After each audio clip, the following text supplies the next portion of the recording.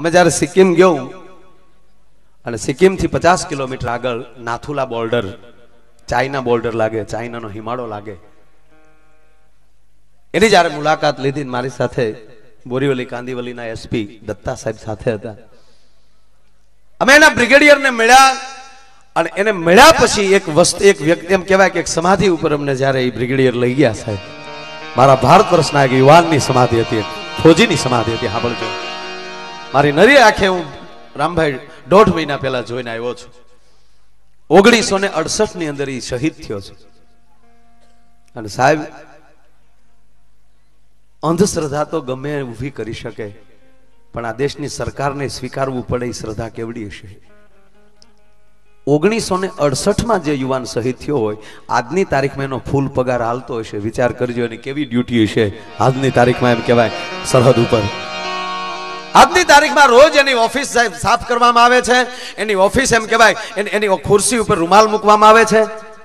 અને કોઈ પણ ઓફિસર, બ્રિગેડિયર હોય કે કમાન્ડો જ હોય, કોઈ આઈપીએસ ઓફિસર એમ કહેવાય એટલું ભણેલો હોય અને આવું ન સ્વીકારતો હોય, તો આજની તારીખમાં એની ઓફિસમાં વગર સલામી મારે જો અંદર જાય તો ઠપાટનો ઘા આજની તારીખમાં આવે છે સાહેબ.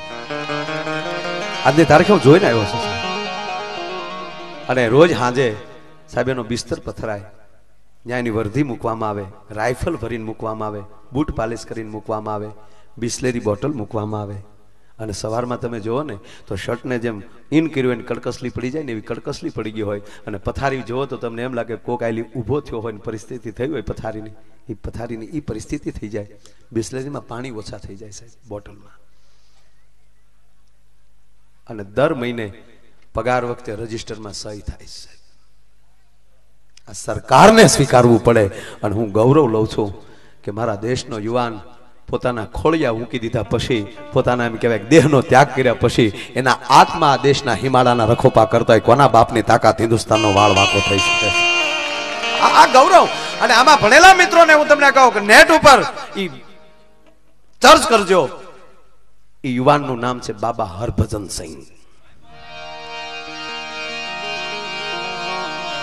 કહેવાનો મતલબ કે એ વસ્તુ એ ઓછી ન કહેવાય.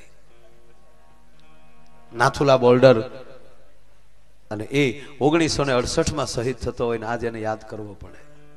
અને કાયમી માટે એને કોઈ ત્યાં કોઈ બીજાએ કોઈ દેરું કરી નાખ્યું ને વાત ફેલાવી દીધું નહીં. આર્મીના માણસો જ એની પૂજા કરે છે, ત્યાં કાયદેસર ડ્યુટી લાગે છે.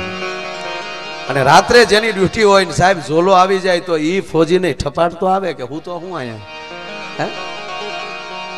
આ દેશની ખુમારી છે, આ દેશના રત્નો છે. મેં કીધું ને